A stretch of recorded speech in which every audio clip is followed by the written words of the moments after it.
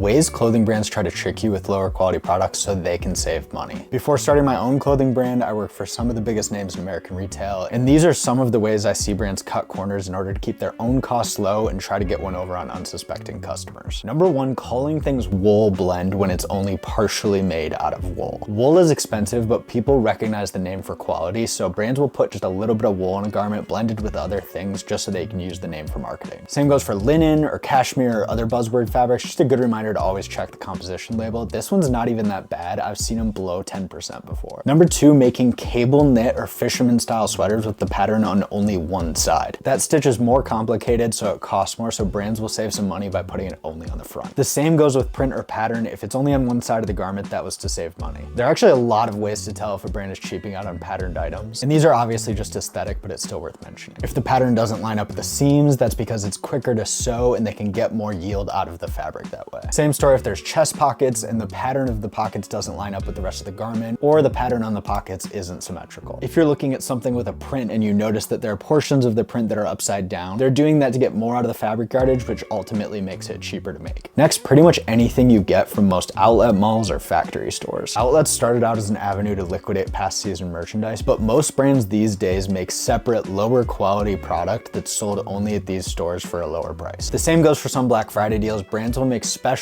lower cost, lower quality items to be sold at a lower price just for these days. So keep an eye out while you're doing your holiday shopping. If a price seems too good to be true, there's a good chance that it might be. And let me know if you liked this and want a part two, because there are definitely more tricks of the trade I can spill.